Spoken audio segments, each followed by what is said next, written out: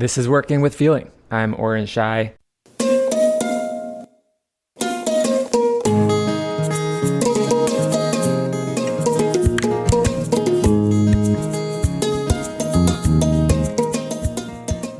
I'm really looking forward to bringing you this conversation because it differs a bit from the typical subject matter we cover on this podcast in that we're exploring more of the systemic cultural dynamics related to what it means to be human. What I mean by that is instead of looking at what am I experiencing, how can I cultivate tools that are going to support me in working with feeling, approaching my work in a grounded way that's aligned with my impact, this conversation brings it back to one of our most core needs as human beings, the thing that you have heard me and will continue to hear me harp on, which is the essential nature of social connection. We're social animals. It's something that we can easily forget or deprioritize in an individualistic culture. But that does not mean that living an individualistic lifestyle is not causing harm and actually getting in the way of the things that we intend to create. So this is one of those conversations where you'll hear about some concepts that might help shake off some of the cobwebs of our typical way of seeing the world and our typical filters. Our guest today, Jaclyn, is just a fascinating person. We met when I was in New York. I visited her space. Thank you to my friend Molly Godfrey for inviting me over and to Veronica Colonist for hosting me there. Walking into Fabrik's space in Tribeca, you immediately sense that it's different. It's not a traditional co-working space. People say hello and look at you in the eyes. And it just feels more homey. And I think that's a testament to who Jaclyn is and what the mission is of Fabrik, serving as a third space. This is a term you'll hear Jaclyn mention in the conversation. A third space is effectively, if you think of your home as the first space, your work as the second space, the third space is a space that you can be in connection with other people, maybe exploring things that are of interest to you, but the emphasis is on human connection. So I think it's possible if someone took a photo of Fabrik, you might think, oh, this is an office or a co-working space. But when you're in it, the experience is actually different. I'll leave it to Jaclyn to explain more about it. But first, before some context, Jaclyn Pascocello is the founder of Fabrik, where she's building an innovative solution to combat the loneliness epidemic and create more connection and belonging in our increasingly disconnected world and workplaces. A seasoned leader with deep roots in hospitality and customer experience, Jaclyn has a proven record of building and scaling startups, with her journey through the startup ecosystem consistently focusing on one core theme: creating meaningful human experiences that enrich our lives. When she's not building, Jaclyn can be found spending time with her young son and husband, likely eating something delicious. Enjoy this episode. Leave a comment, share, subscribe, review, all the good things if you found value and would like to support us and bring more human connection into our first, second, and third spaces. Hope you enjoy.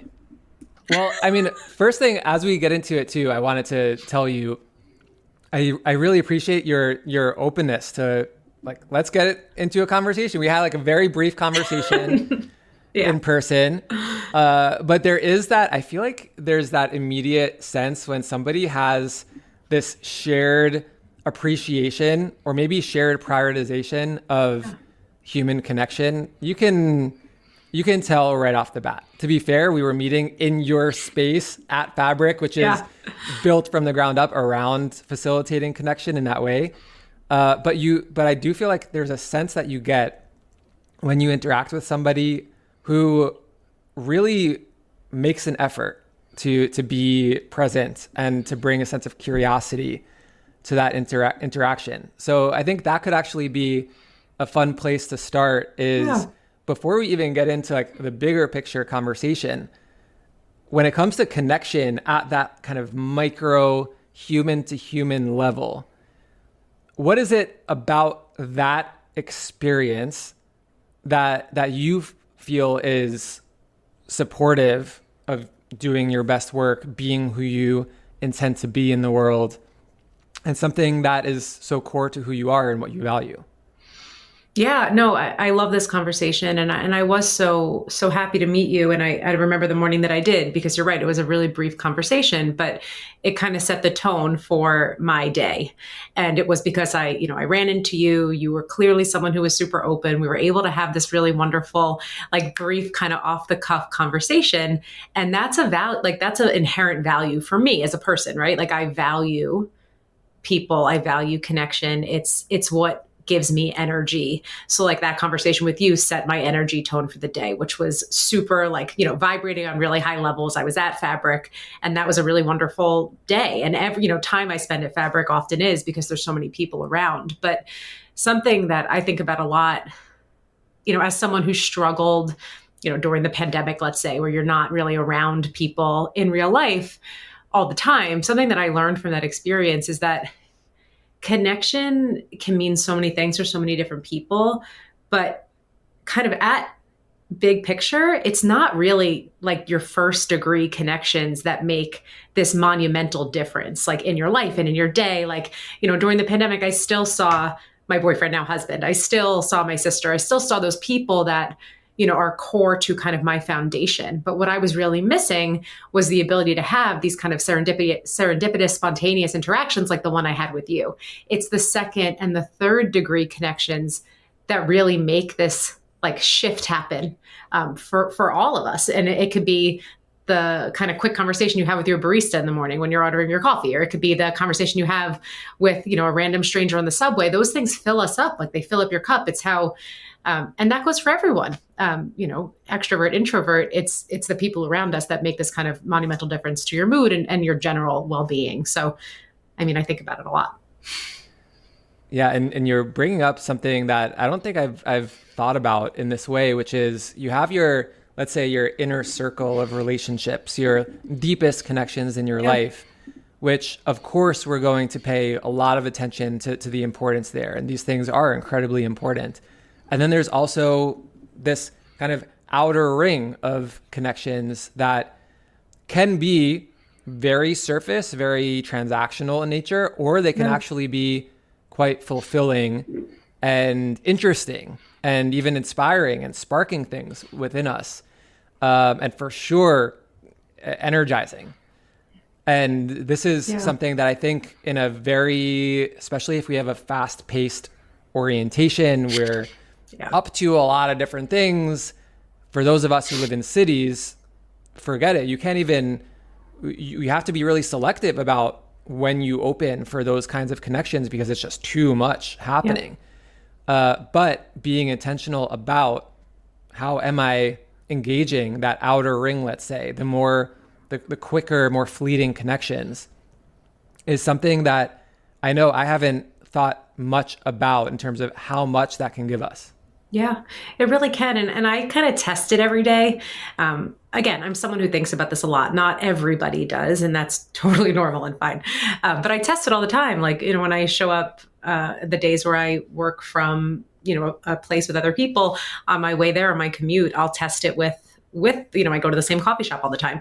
And I always open it up, right? Like, hey, how are you today? And sometimes I get, good, how are you?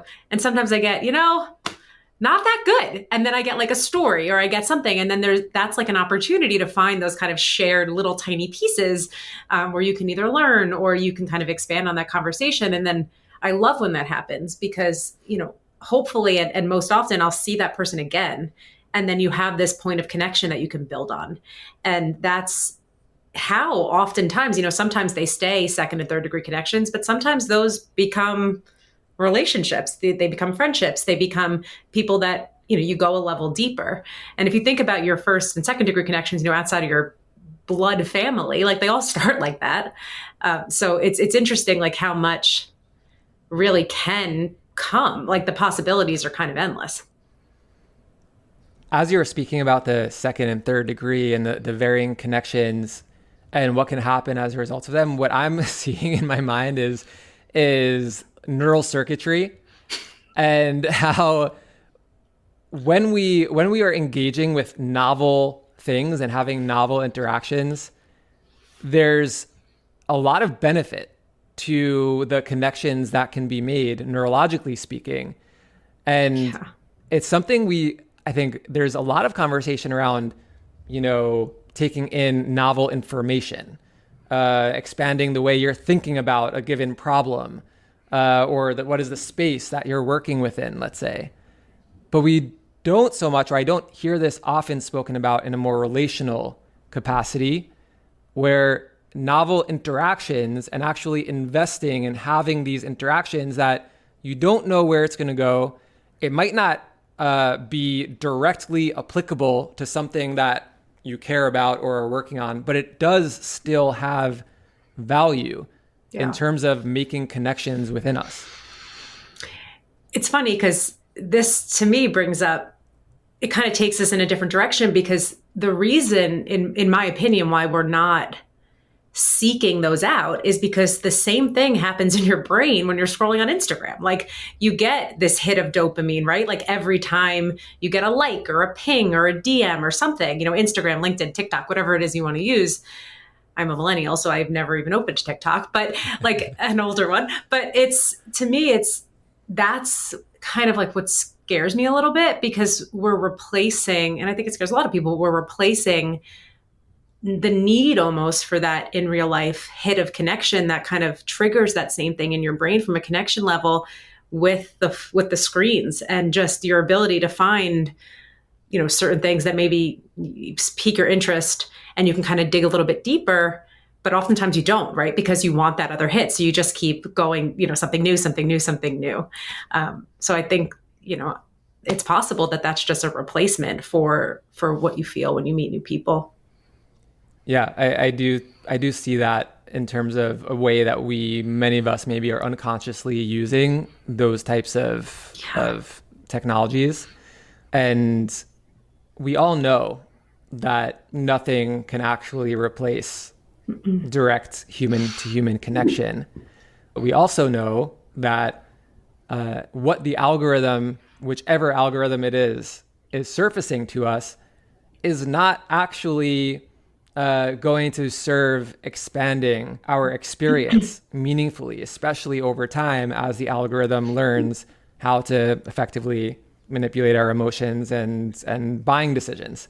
So given that this is something that I think many of us are aware and would probably say, yeah, absolutely, I know that I need to, let's say, prioritize more meaningful connection, especially when I can be so busy and have so much happening in my life. And it's so easy to use the time that I have to kind of zone out on technology rather than be present with another person. The classic example is waiting online at the coffee shop. Totally. You look around, most people, wherever you are probably looking at their phones. And we know that there's a cost to this. But this is the water we're swimming in. Yeah. And to me, it makes it that much more important that those of us who are thinking about, where is work going? How are we going to start addressing this before it balloons into an even bigger problem? And I know that you have a far better grounding than I do in how big of a problem it is already and the impact that we're seeing already. Yeah. But I think to start, how do we grasp the problem a little bit better so that we can name it for what it is, as opposed to basically wait till we get to the point where it is so glaringly obvious, but it's going to take a lot more to come back? It's a good question. And, I think we're lucky now. In 2023, Vivek Murthy, our Surgeon General, put out a paper on the global epidemic of loneliness. It talks more about the problem than it does about true solutions. But it's a glaring problem now to those of us who are looking. I think it's something that you can avoid to a point. But loneliness, like real loneliness, we all feel it sometimes, but then there's chronic loneliness that really leads to significant mental and physical health problems that we really need to address. But just on like your base loneliness level, 61% of Americans report feeling lonely frequently or all the time. That number is scary. It's even scarier for generations that are younger. So Gen Z, it's something between 80 and 87% report feeling lonely frequently or all the time. So we need to be addressing this now. The impact of loneliness on our physical and mental health and general well-being is it's massive. A statistic in that Vivek Murphy piece was chronic loneliness or being lonely, often, frequently, or all the time, it's similar to smoking 15 cigarettes a day. That's kind of the stat that I think really resonates with people because we understand just how bad smoking is for you, right?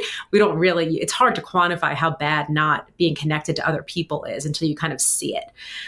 So I think, from a solutions-oriented perspective, and I think you can really think about this in so many ways, but I get really excited about third spaces. Like when you think about the foundation of connection in like our country in America, it was built on third spaces. It was built on the town square. It was built on church. It was built on these places where you came together, Lions clubs. People were joiners. And, I take a little bit of that from Robert Putnam, who he wrote the book Bowling Alone back in the 80s. He really talked about the foundation of America being on clubs and memberships and people joining their like local communities where they can meet other people and kind of create these tight-knit circles so that they are relying on each other, they're working together, and they have shared commonality. So they know that they are not alone kind of in their greater problems. What that book shows us is that joiners and third spaces have been rapidly declining since the 70s, consistently until today. The cause of that, of people not joining and kind of being in their own ecosystems, in their own homes with their own nuclear families, is that these places where you could meet have disappeared because there's no one going to them or there's nobody volunteering to run them. So we have fewer third spaces now than ever before. So being able to have a place where you can go to find connections and to meet people is the base level of how we start to really solve this problem. And it's detrimental to communities in general, to neighborhoods in general, to not have meeting spaces where people can go and know that there's going to be somebody else there who knows their name. Yeah. It's one of those things where when you have that gradual shift over time, you end up with now a generation or generations that it's all we know. Yep. To be without those spaces. We don't know a life with them. And I think that's a really interesting thing to explore for those of us who are more community oriented or see the writing on the wall. Yeah. See where we're going. Some of the stats that you're mentioning, some of the figures that are coming out around the impact of loneliness. It reminds me of how we can know in our bones something's not right, but sometimes until we see that this is having a very tangible impact on society more globally, and trying to find piecemeal ways of basically plugging the hole, is not going to work very long. At least not in the way that we actually need it to work. And this to me is, you may not know this, but I'm sometimes an outspoken critic of corporate mental wellness programs that are slathered on top of systems that don't address exactly what we're talking about, which is the very basic human needs to be able to function well in general, but to work well together, especially. And when it comes to knowledge work, where we want to say, guys, let's innovate, let's be creative. Totally. We have to solve these problems. We have to think differently about this. And the reality is, as a human being, when we don't have the foundational human needs met of that deep emotional, meaningful connection, real safety within the spaces we're in. This idea of we can get things wrong and we can make mistakes and we can say things that don't make sense and everything will be fine. Yeah. We need to address these things as the foundation, as opposed to kind of leaving things as they are and hoping that if we give people support on the back end, that will kind of keep smoothing things over. And I'm curious about your thoughts around this. I agree with you, but I think it's bigger. So when you think about loneliness at work, or you think about lonely people going to work, right? Because you could be lonely in your personal life, you're likely going to also be lonely in your professional life. I think the question of whose responsibility is it to solve this is a really big one. Like if you're going to talk to large corporate entities and say, okay, like, it's not enough that you're offering Talkspace or BetterHelp or these like mental health tech platforms that is kind of them doing their best, right? Like doing their best to put an offering out to their employees and saying, hey, like, we know you're struggling. We hear you're struggling. Like, talk to someone, use this tool. And that is something that has only been available as a benefit 5, 7 years. I mean, it really hasn't been that long, right? And the mental health conversation really hasn't been that long either. So we're all kind of getting up to speed on mental health. We're just now realizing, and I'm sure a ton of people haven't realized, especially not people who are running these massive corporate companies, but we're realizing now that mental health is coming from somewhere else. It's coming from a level deeper. And that's kind of what you're touching on. And I think about that all the time. Like, that's social health. That's social well-being. That's the foundation of the connections that you have, kind of where you're starting from, right? Because if you don't have good connections, if you feel really lonely, if you're working remote and you don't leave your house, your mental health is going to suffer. So then you get to that like mental health benefit layer that you're getting this offering from where you work. And then even more so than that, your physical health can suffer. So you're getting this kind of medical benefit from your employer also.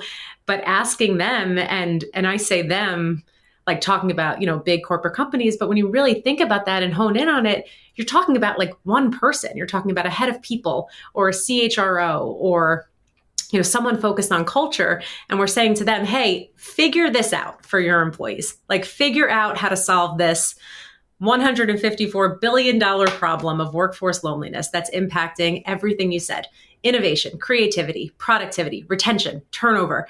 It's impacting everything. And because this one sole person who's absolutely doing their best with likely very little is saying, I know, come back to work. Come back to work, come to the office 5 days a week, because then we'll be able to find connection. On the back end of that, you're looking at people who just spent the last 5 years completely restructuring the foundation in which they live their lives. Like from a childcare perspective, they moved. It is a problem that has I think of it as like this giant spider web. It has so many webs and it goes so many different directions.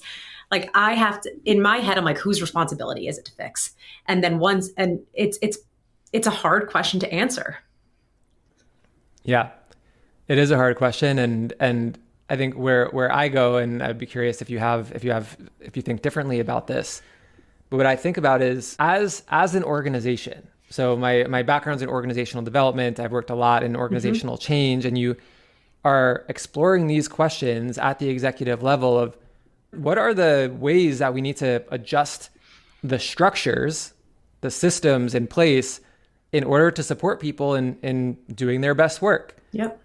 And it's a conversation that's happening within every executive team at every large company across the globe. And I think part of the challenge is that we're looking too much at the organizational structure for solutions and not enough at the individual human being and what it takes to be able to function well on a continuous basis over time in a world that is, let's be honest, very overtaxing.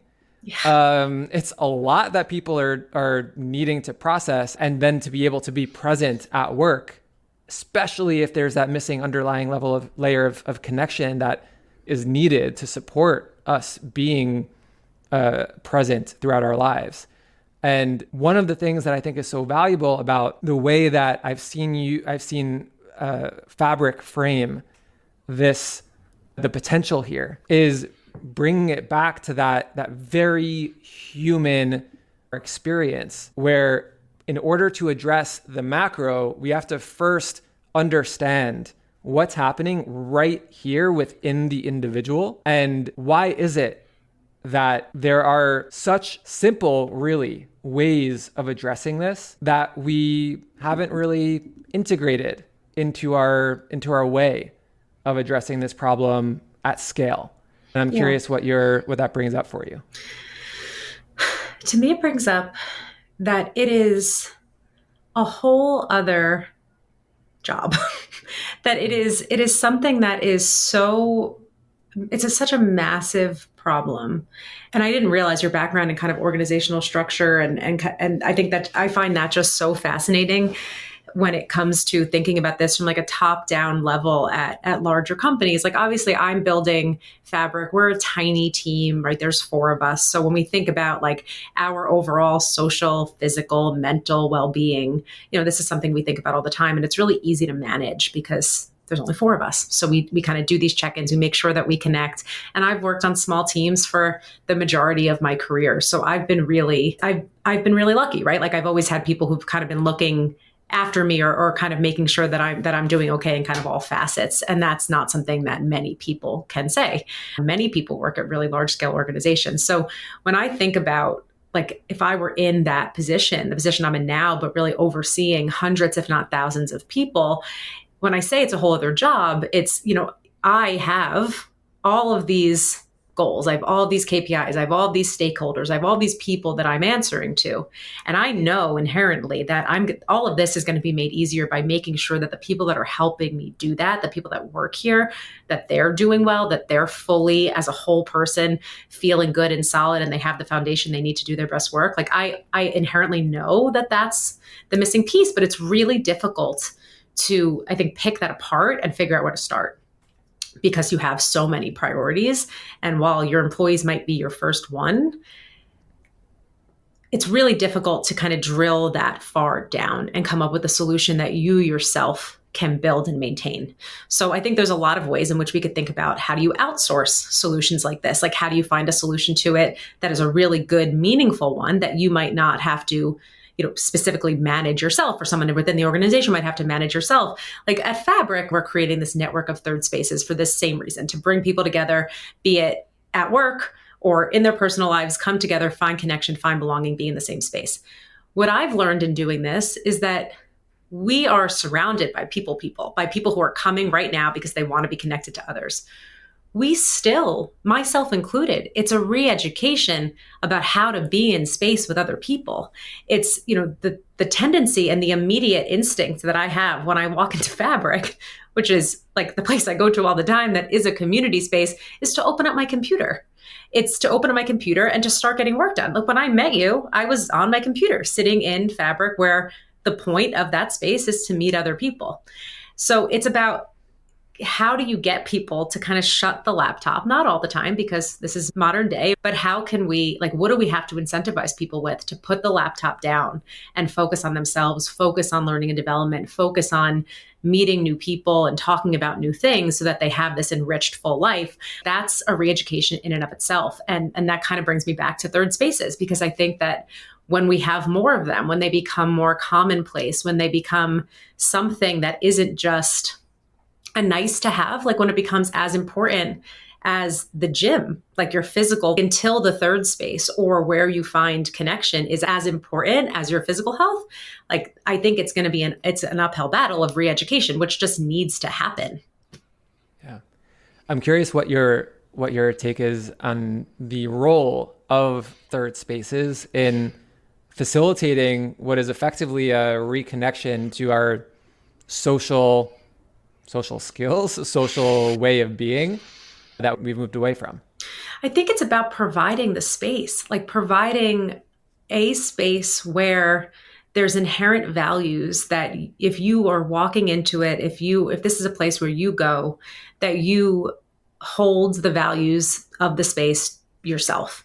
So when I think about Fabrik, it's being open, it's being authentic, it's being transparent, it's being open to being interrupted, which I think is an interesting one, right? Because, oftentimes you'll pop your headphones in and you'll kind of be sitting on your computer. And if I'm at Fabrik and I have my headphones in and you walked over to me and you were like, hey, I have a question. That is totally normal. Like that. And that when you go to a coffee shop and you kind of see someone working on their headphones, that's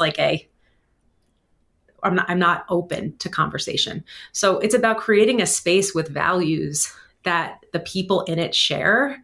And I think that's a really good starting point, because when you bring people together that have shared values, and that by no way means that they are the same or that they are like-minded, because I think that having people in a shared space that have completely different views or opposing views is really healthy and really good, and also something we've gotten really far away from. So kind of creating these spaces where you can have these conversations coming from two different vantage points, but you hold the same values, like that is so powerful. Because if your value is to be open to discussions that might bring things up for you that you haven't thought of before, and you could do that in a way that is calm and open to learning and like coming from this higher place, that's where I think a lot of magic really happens.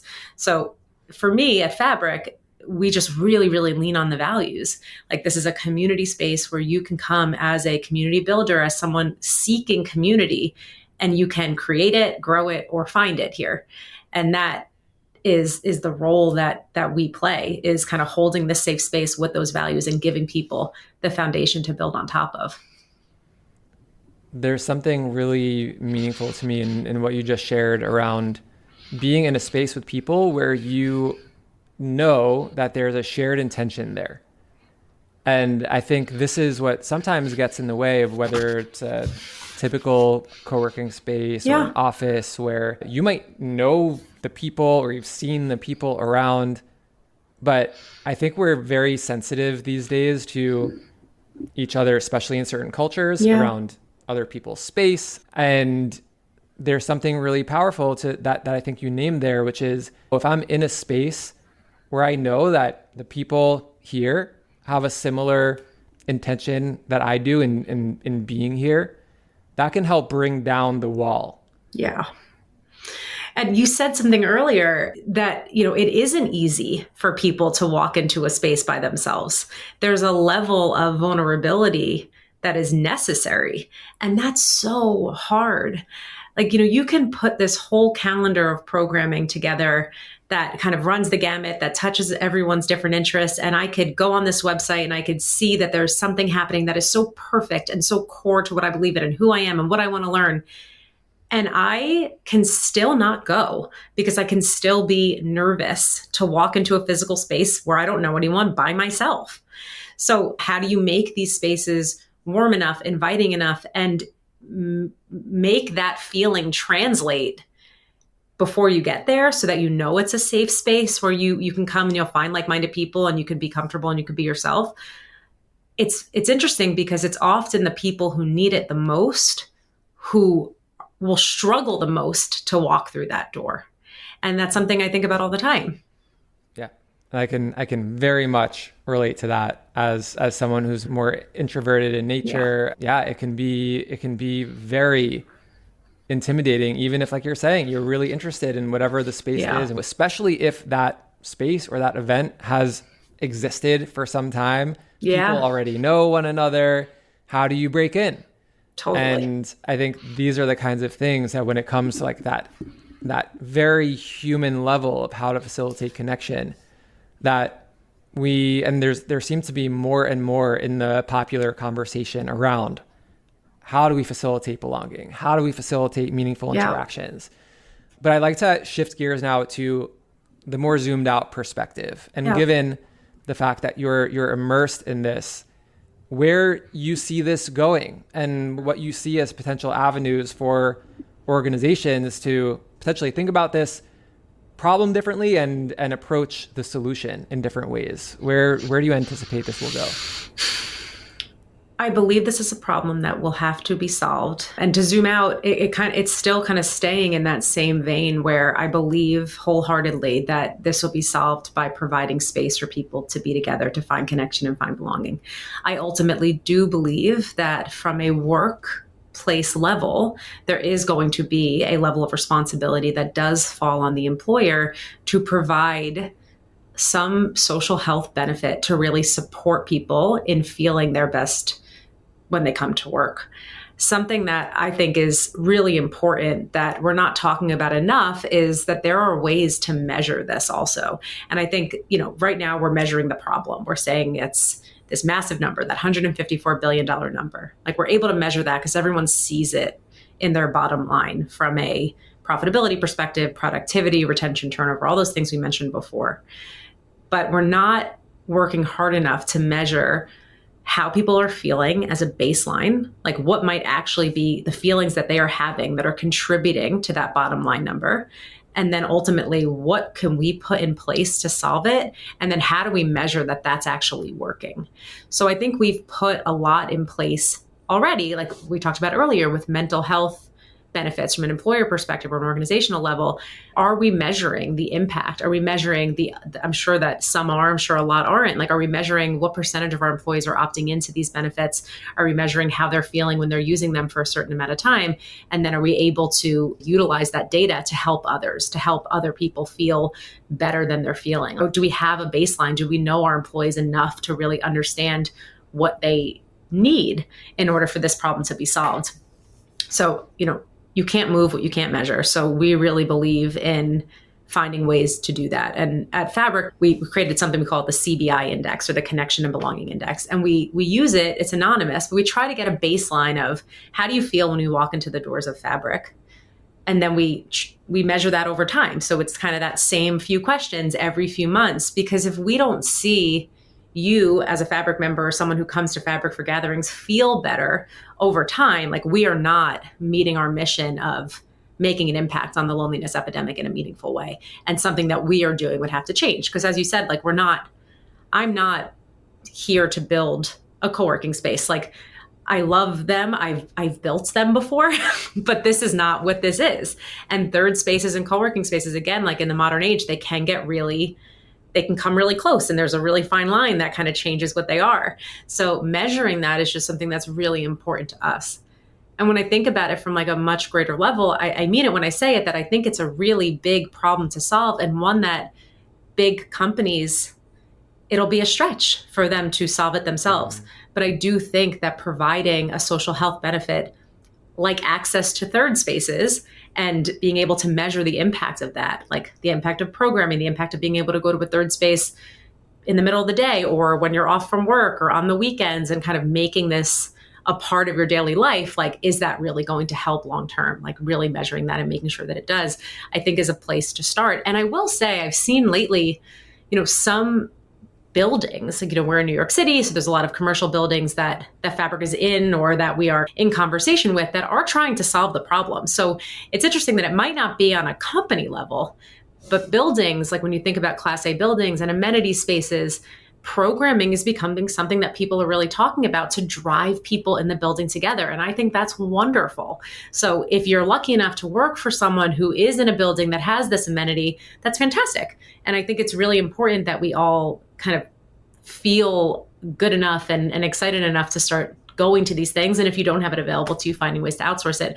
And again, like, this is what we're focusing on. This is a massive problem to solve. No one's going to solve it alone, but being able to do it like on a greater level of how we feel at work is something that we're really excited about trying to be part of the solution for.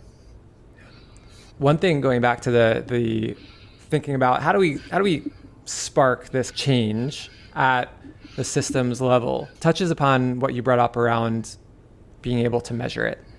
And before you even begin measuring something in a company, you have to get agreement that this is something worth investing in measuring, because it is an investment to measure.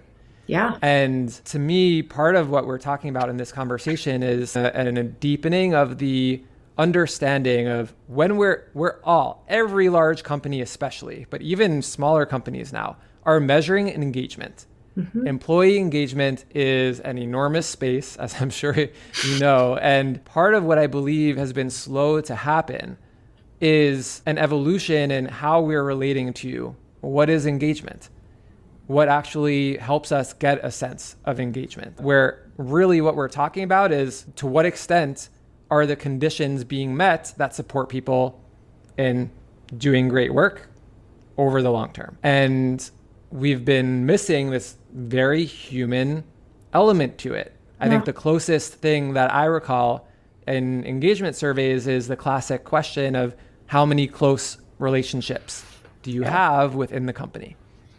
Because we know that that's a very strong predictor of something like retention. To me, one of the things that you're surfacing is there's more. There's more there that we really need to be investing and understanding so that we can support people in doing their best work. And this is really, when it comes to responsibility, just a matter of recognizing that the world has changed and it's continuing to change. Yeah. And so the way that we're attuning to the human beings who are doing the work needs to evolve alongside with it. And it could be that part of the solution is recognizing that this is a social, broader social issue, but it also has very direct implications when it comes to all different types of metrics related to work and for sure quality of work over time. And it might be worth those who are the decision makers within organizations investigating this and just becoming better versed in what are these really important social determinants to doing great work and how have they evolved over even just the past 5 to 10 years. I completely agree with you. And the engagement piece and the way that we've measured it to date is so interesting, because that question, and that is the one that comes up all the time, how many close relationships do you have at work? I don't know that it shows us very much at all, especially for people who might not be actively looking for friends. If you think about a parent, like a new parent who kind of comes to work and is struggling to, be home enough with their kids, or, caring for an older family member, there's still a like foundation of like, it is difficult for me to be at work and kind of invest in these relationships where there might be after work activities like happy hours. And then that's kind of the age old example, or even, anything that kind of happens after work. As a parent or as a caretaker of any kind, like you're not going to that. So that is, I think, something that's really needs to change. Like we need to be thinking about when you're bringing people to the office. I think when, like, you said this earlier, like how you look, like how do we know that people are engaged or not engaged? If you're thinking your employees are not engaged, there's probably a figure, a financial figure that you're associating with that from a productivity standpoint or a retention standpoint, and you want to solve that. So intuitively, your answer to that isn't going to be, let's take 2 hours in the middle of the 9 to 5 day when they come to work and do something to make them feel more connected. You're not going to immediately think like that. You're going to say, let's use this other time that is here during the day. Make sure they're really productive in the 8 hours that they're in the office, but after work, we can have fun and we can kind of find ways to connect. It's not solving the problem. It's not even a Band-Aid for the problem, right? Like even people who might be looking for friends, in the new world that we live in, people don't just have 9 to 5s. They also have 5 to 9s. They have these hustles that they really want to focus on, or these projects that they really want to focus on. Going to have a drink after work with people that they might not know at all is just not on the top of the list. So we need to be more thoughtful about what does getting people to engage really mean, and how is that inclusive? Like it's just, not inclusive to a lot of people, what we've come up with as a solution today. This could go in open up a whole other conversation around inclusivity and having a sense of belonging at work, which is really, I think we can make it into a very academic exercise and in understanding all the different variables at play. And it can be helpful to bring it back to the very human experience of just what we were talking about when we started chatting around brief interactions, but interactions that are present. There's a level of intentionality there. There's a level of curiosity there that comes from having this intention for and appreciation for the value inherent to these small interactions and connections. And there's ways to do it, right? There's ways to do it that don't take a tremendous budget and don't have to happen after work. That, if you're thoughtful and you kind of understand what the people around you need, you could do it. You could really make a difference in, maybe it is just in that one day, but if you do it consistently enough, there's a ripple effect that I think is really meaningful. But we have to get creative. Yeah. So this is the type of challenge and opportunity that we can explore at the smallest level, at the level of, let's say, a family or a friend group or a social circle. And it goes all the way out. So let's go to very personal, and what you found has been supportive for you personally, and just taking a small step in giving yourself the opportunity for more of this connection so that you can have the experience. Because I believe that's one of the most important things to motivate change, is to have little experiences of how much of a difference that really makes. So let me reframe that question. If somebody's listening and they're like, where do I even begin here? What's kind of a small step that somebody might be able to take to just begin to give themselves a little bit of that experience of more meaningful connection in the day-to-day? I think it really depends on where you're starting from.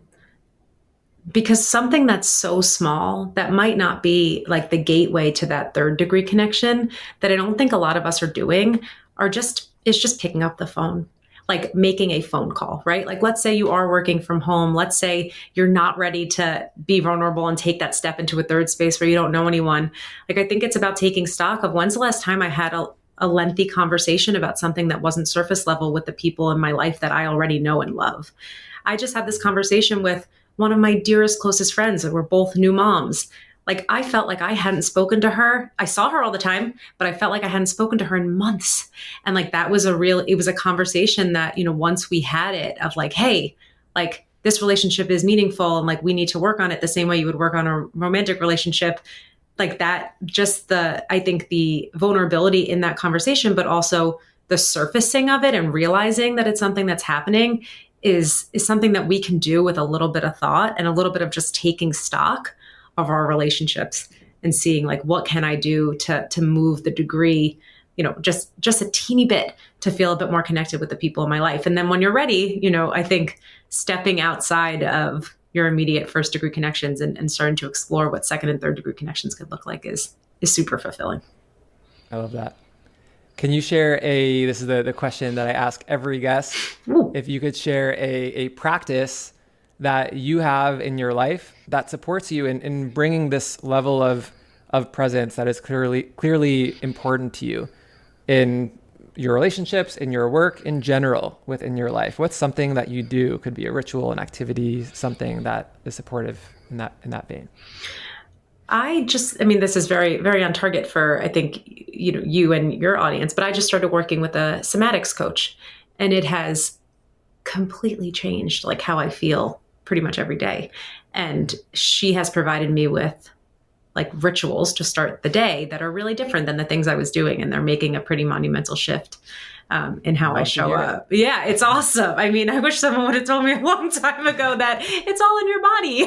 Yeah. So learning happening in is there. a lot happening in there. So really learning about that and implementing it into my day-to-day life has been a big shift. Can you share one of those rituals, even something small? Yeah. I mean, I would never really practiced tapping before. That has been super helpful. I was always someone who meditated, and I still do. And then, she gave me some exercises for your vagus nerve. Uh-huh. Yeah. So those they're 30 seconds, and I just feel so less stuck. Yeah. So it's been super eye-opening and just so exciting. So yeah, I've been loving that. And then also, I ride my Peloton a lot. Gotta move.